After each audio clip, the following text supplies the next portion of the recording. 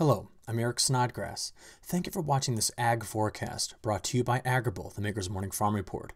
Morning Farm Report software gives growers the insights to make the best decisions possible about their operations.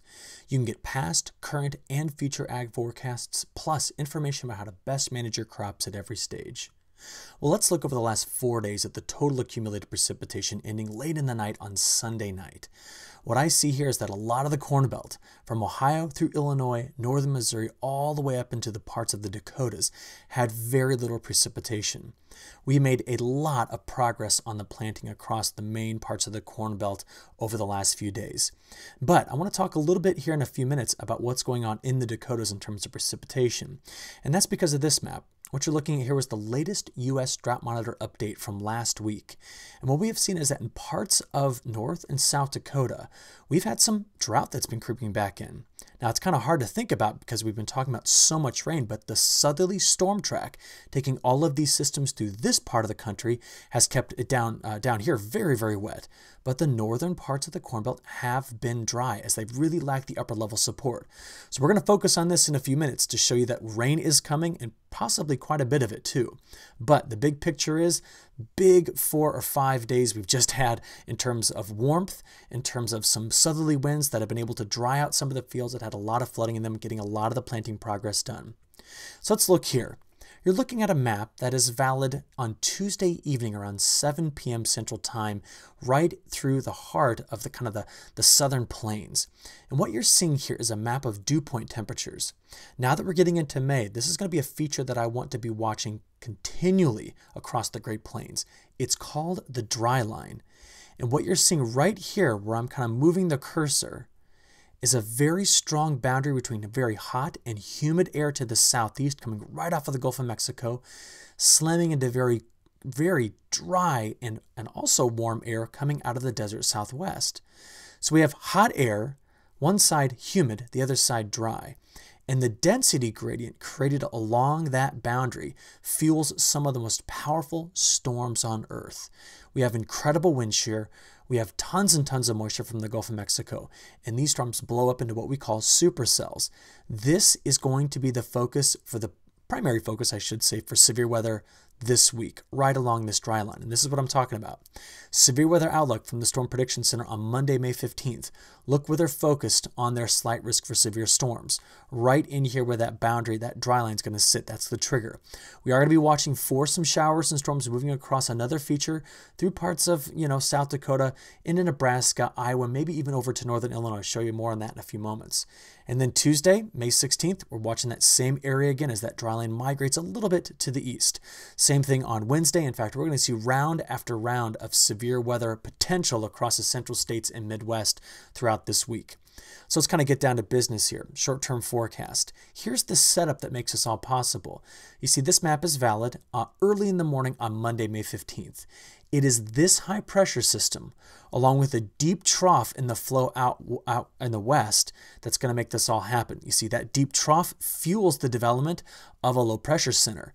The high pressure center that's out on the east coast, this fuels all those storms with moisture. You get a big counterclockwise circulation just pumping moisture into the central states. So let's watch and see how things move. First, keep your eye here, and then again along that dry line. You'll see the storms popping.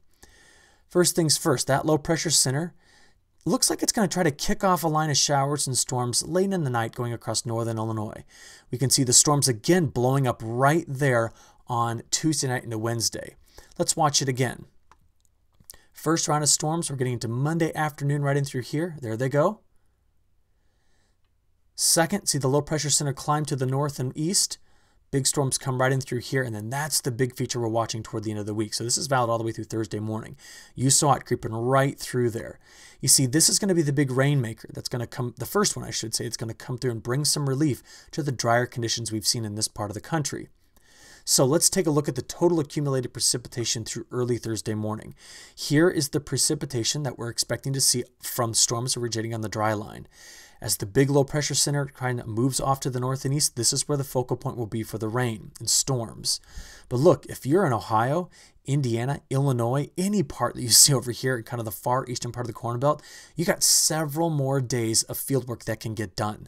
We're going to have a dry and very warm start to the week. In fact, here's how warm it's looking. This is Monday's high temperatures. By the way, this contour line here we're putting on our maps, that's 90 degrees Fahrenheit. So anything you see inside here and over here in the southeast, that's 90 plus degrees. Well, that's Monday, Tuesday, Wednesday, Thursday, and Friday. What you simply saw there was a very, very warm week for most of the Corn Belt. And it's not until the very end of the week that that trough moves out of the west and starts coming off to the east. So here it is by Sunday. And what that means is that if that trough has moved all the way over to the Great Lakes by Sunday, expect the cool down for next weekend, probably late next weekend. Very, very warm week. I think a lot of air conditioners are going to get kicked on right here across the central part of the United States. So let's talk about the precipitation toward the end of the week.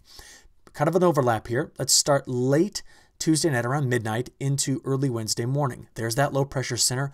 Watch it pull off to the north and east first. This one's going to be dumping quite a bit of rain right into this area. Now watch the second system come up. This is the one that we're going to be watching next. Still fueled on that strong southerly flow. Widely scattered showers and thunderstorms are probably a lot more organized right here near Oklahoma by the time we get into Friday night and into Saturday. So it looks like, whereas most of the eastern Corn Belt will have a dry week, it's toward next weekend that we start to see the potential for showers and storms. None of this is set in stone yet, but we're watching this pretty closely for the end of next week. And you can see as we move on through here, there goes the first low. And look at that. Big area of high pressure moves in behind that low pressure center. That's the cool down for the end of next weekend and the beginning of next week. But look at this. You can see that active pattern hangs on. As I take you out into the early end part of next week, another low pressure center trying to move across the heart of the Corn Belt, which means when we look at the total accumulated precipitation for the next 10 days, this takes us all the way out to May 24th. We have the big rain event that's going to come through parts of Minnesota, Wisconsin, Iowa. That's the first one. Look, parts of the Dakotas are getting rain. This is very, very good. Second system brings all that precipitation down here into parts of Oklahoma, Arkansas, and yes, once again, parts of Missouri, where they got so much rain over the last few weeks. So what this tells me is that we're not slowing down. And just to kind of show you model agreement, here's the European models forecast for the same time period. Again, going all the way out to May 24th. We can see the heart of the country getting all the way up toward the Great Lakes, very wet. But look where it's dry, out east and the southeast. So this is important to watch as well. So that's our overall picture for the weather over the next 10 days. Thank you for watching this video, and we hope that you look forward to Agrible's next ag forecast on Thursday. To get Morning Farm Report for your operations, complete with a daily email that shows a snapshot of your field conditions each morning, go to morningfarmreport.com. Sign up for a free account. Full grower accounts are free if you sign up for our Sustainable Yield program or for growers who work with AD merchandisers. Until Thursday, thank you so much for watching. Have a great week.